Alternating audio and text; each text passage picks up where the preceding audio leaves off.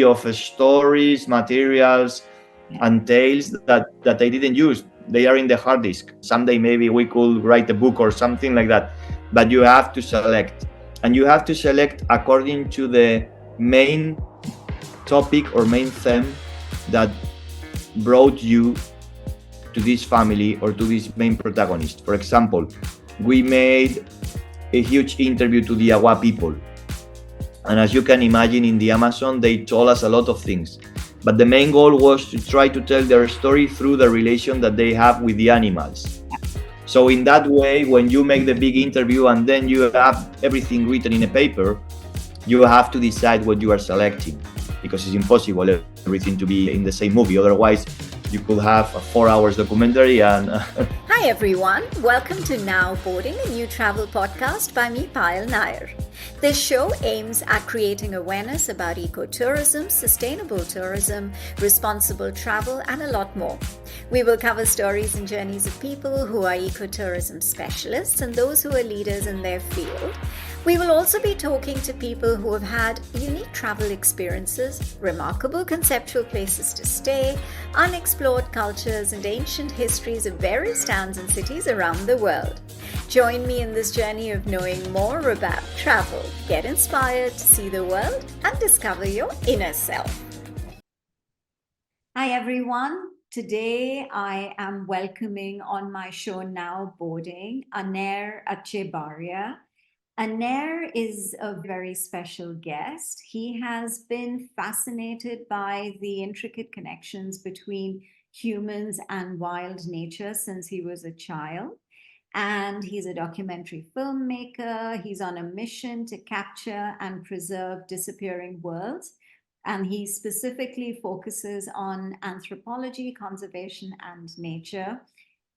It seems like he has an insatiable curiosity that has taken him to all 5 continents, where he's apparently lived, and of course, he's going to tell us a lot more about it. He's lived among the world's most remote tribes, and as he mentions, one of them being the awa of the Brazilian Amazon. And he's also mentioned Toda in India. And of course, we're going to hear a lot more from him. And I think through his lens, he's documented the legacy of those who safeguard our most threatened ecosystems. So I'm really excited to delve deeper and try and understand and get a lot of the human nature relationships through the lens of Aner. Thank you so much for joining me today, Aner.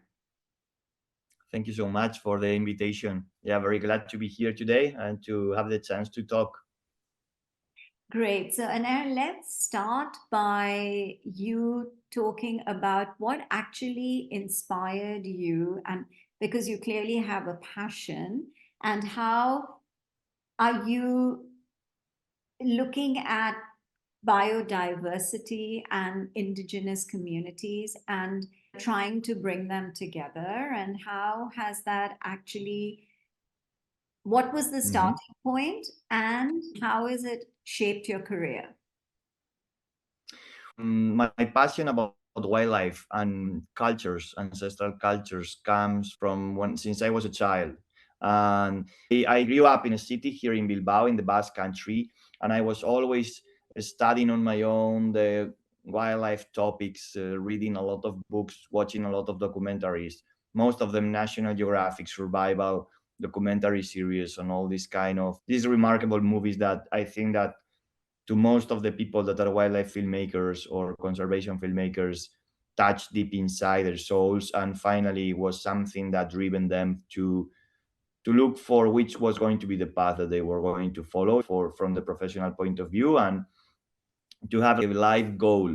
This is a life goal when you try to tell stories about conservation, in which you are like somehow enhancing the hidden heroes that we have on our planet, that they are protecting the endangered nature that we have in many wild ecosystems.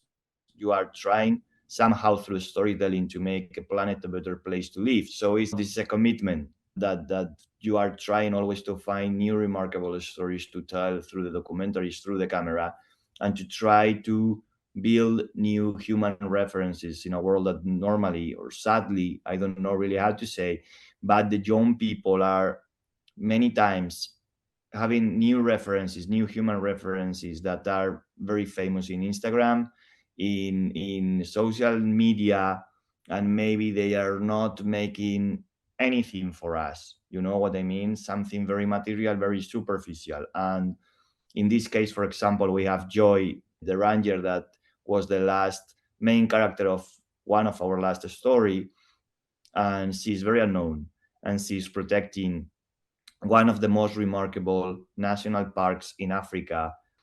This last short documentary that we have done has taken part in Uganda, in the Magainga Gorilla National Park. Is the smallest national park in Uganda.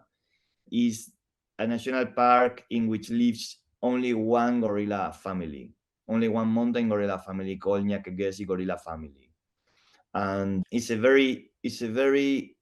not only a beautiful place, it's a very peaceful place in a way that is something extraordinary to go there, to be in the low part of those three volcanoes, that one of them is reaching up to more than 4,000 meters above the sea level.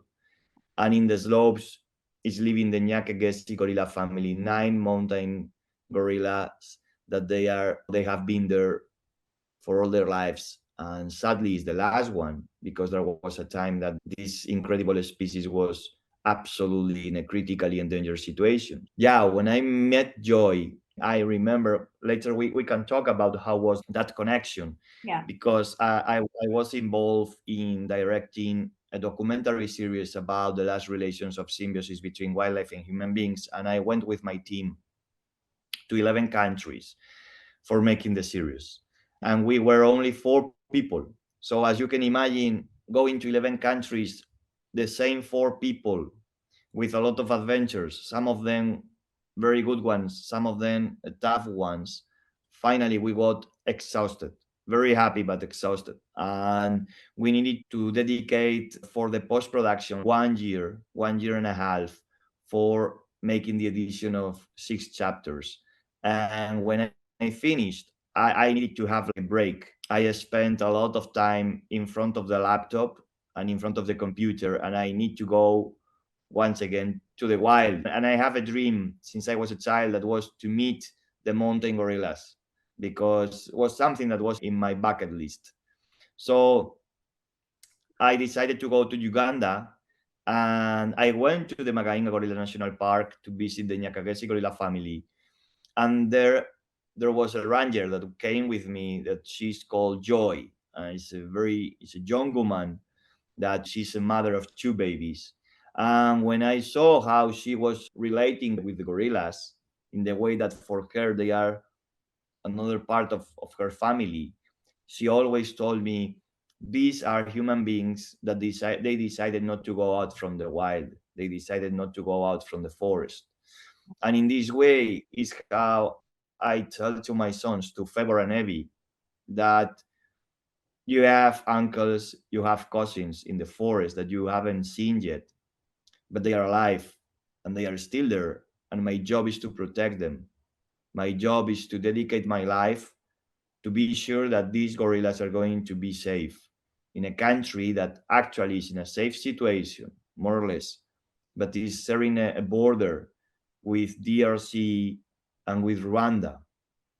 And hopefully that this family is not going to cross the border to Congo, because otherwise are going to stay in a more endangered situations. They will be under threat. For me, the experience was so powerful, was so emotionally powerful in the way that you are meeting an animal that you feel that somehow you are in front of a mirror. You are realizing that there are a lot of way of behaving, emotions and feelings that are common with us. It's not only because they have 98% of the DNA the same as us, it's also because when you spend time with them, like the case that I experienced, you can realize in which moment they are in a sad mood, in a happy mood, how the father is taking care of the young ones, how the mother is taking care of the young ones, how the young ones are trying to pull the leg of the big brother, and how the dad has to go there to tell him it's enough for today. And how do they cooperate? How do they prepare all at the same time the beds in the top of the trees before the darkness is coming? And how they share the food, how do they look to each other. You, if you spend time with them, it's not necessary to be a biologist sometimes to feel that you are discovering how are the feelings of these particular great primates. And for me, it was very emotionally powerful. And I told to Joy, what about if I could come here with my team to make a short documentary about you? She told me, yes, why not? And I saw how was the relation that she had with Febra Nevi, with her children. And we realized that this was not going to be a conservation documentary in a way that we are explaining what the main character is doing. It's more about in on our planet, in our society globally, in each house, you can find a mother. So everyone knows how is the love from a mother to a children. So that was our tool for trying to get close from the perspective of Joy to the mountain gorillas. Was like if we can explain the people how is emotionally the commitment of the rangers protecting these animals and how do they share the feelings from these animals with their own family, we can build a very beautiful story. And everyone, even the people who is not interested in nature, could connect with the ranger in case. But do they feel threatened? Not the tribe, not the indigenous people, because obviously you spend time with them and you develop a relationship with them over time. For them to be able to trust you that you're not there to poach, or you're not there to encroach on their way of living. But what about the animals? I don't think so because whenever we were there, these animals were with them. They were not alone with us. If my who was coming with Tima, that was the small monkey that she had, the monkey was feeling very safe with her. So it was he was not very he was not feeling very nervous because of having me very close. These things happens more when you are with animals that they have never seen a human, or if the experiences that they had with humans were traumatic. For example, when you go to Uganda for the story of Joy, you can be close to the gorilla between 7 and 10 meters distance because they have experienced an adaptation to the human beings. Before, the gorilla family is well adapted to be able to receive visitors or people who wants to make a documentary. Those gorillas have spent time with the rangers for years until they decide, okay, now is the moment they feel safe and comfortable with the presence of human beings. So now is the moment. That's why Uganda, for example, has more than half of the mountain gorilla population on the world, only in Uganda. So there are still unhabituated families. Yeah. There are unhabituated families. Some of them will never be habituated, obviously, but some of them also they are in the process of being habituated. That is a process in which the gorillas make their own life, and there is a group of rangers or anthropologists or primatologists that they go and spend time. First of all, maybe the first weeks in a very far distance, later on a little bit closer, and maybe 1 year later, they allow you to be like somehow close without getting nervous because the first contact with a mountain gorilla is like Yeah. boom. We're talking about 125 kilograms of Yeah. mountain gorilla. If he decides to attack or something, you are in a trouble.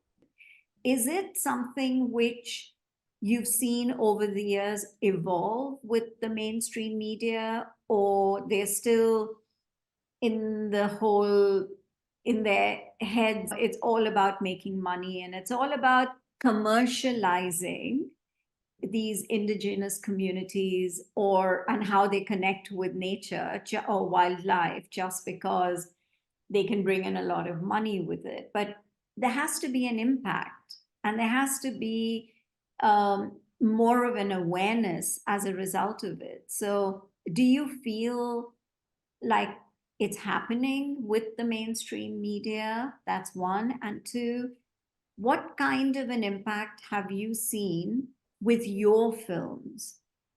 Have people reached out to you and said, okay, we want to get involved, we want to help make a difference? First of all, I think that we are now living in a situation, or we are living in a time that wildlife documentaries, conservation documentaries, and stories that are related to protect the nature and the planet, they are in a very in a golden era. It's like there is a lot of content now, and I think that we are achieving the point to hook a good percentage of the audience. That means that all the content that we are creating, what we expected, or is covering the goals that we would like. I don't think so. From my point of view, and the kind of work that they do is trying to enhance the life of anonymous human reference, anonymous heroes. For me, I am from Spain. I know that if somebody from Spain watch a Joy documentary, maybe they are not going to think I would like to be like Joy. Maybe through this story you can build a commitment to the people that is living in this country, that they have to recognize how important is the work of people that they are working in Africa, Asia, or wherever, that they are protecting ecosystems that let us to breathe. But apart from that, in the case of Joy, my goal was, let's see how through a very humble story, very humble main character, we can tell to the young people from Uganda that there is a job possibility, there is a profession that could make your country to be a better place to live, and you can live making that job. Because, for example, it's not very usual to see a woman ranger working in the rainforest with the gorillas, with the mountain gorillas. There are women rangers in different national parks, but normally protecting a gorilla makes you that you have to make huge trekkings every day. You have to make a big effort, and in the mind of our society has been always that this is a job only for men, and it's not true, because the woman can make a great job, and Joy did it, and I have met another woman rangers that they do every day. So one of the goals of this story was to tell to the young women in Uganda, there is also this possibility, and you can make something great for your country, and you can achieve the goal to be a ranger without coming from a family with a lot of money. So this is on the one side.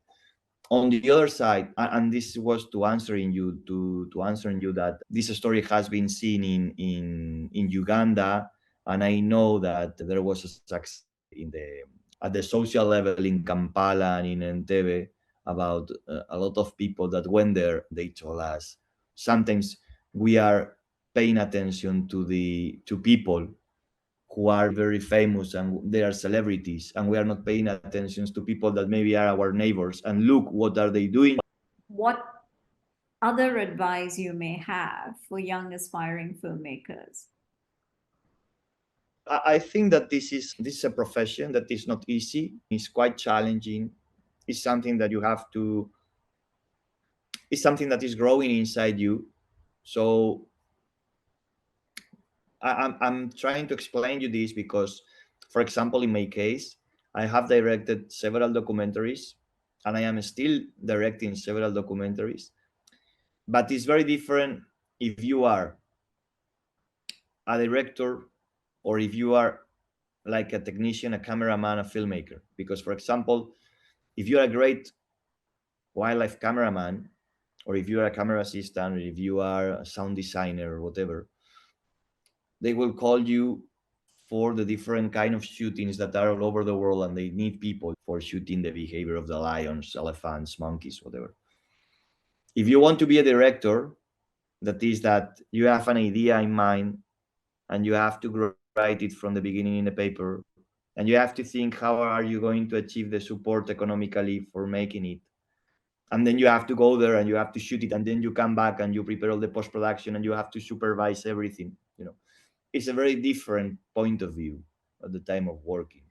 And if you want to tell your own stories, you have to be quite tough and very resistant, because sometimes many of the stories that you are going to try to tell, that you are like your sons, Yeah. maybe you are going to achieve it, but the key is to never give up. You have to go to the industry.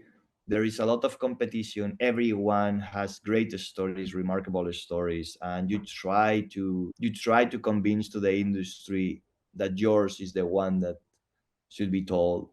The good point is in that process in which you have to make a big effort, you meet great professionals, great wildlife filmmakers, great conservation filmmakers that makes you grow a lot, that you can have with them big conversations in which you can ask them for advices and you can give advices also to them. So it's very important to work as a community and to try to enrich the perspective of each other, sharing your knowledge.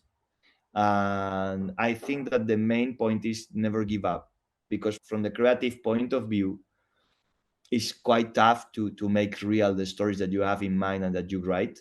Yeah. But if you are making it, it's because for you there's not going to be any better job in the world. So that's why you have to perseverate and you have to never give up. I think that is the concept. The key is never give up. Yeah, absolutely. I completely agree with you there. Thank you so much, Aner. I've really enjoyed listening to you, and I can hear the passion in your voice. And I know you have a lot more fascinating stories to share through your lens, and it's incredible how for you the most important, and that's what I've picked up, is the protagonist who is the storyteller, really. And I think that's very unique. And I'm sure I feel grateful that I literally stumbled on your film, Joy, and then I started researching you. And I think Water Bear is a great resource for watching films that are meaningful, and that they are somewhere they create. I had a reaction by just watching the film Joy and appreciating the protagonist and how her connection with the gorillas and her life in the rainforest. I'm sure so many other people would also have had an impact, and I can hear from you that they have had an impact. So more power to you, and just keep up the good work, and it's making a difference, I can assure you. I hope my platform also makes a difference with all these incredible conversations that I have with such wonderful, talented people like yourself. So, yeah, thank you for that. And Thank you, Payal. we're really grateful. Hope you enjoyed this episode of Now Boarding, a travel podcast. Check out other episodes on Spotify, Apple Podcasts, Google Podcasts, or wherever else you listen to podcasts. And of course, don't forget to share your thoughts with us. Stay tuned for more exciting episodes only on Now Boarding, a travel podcast.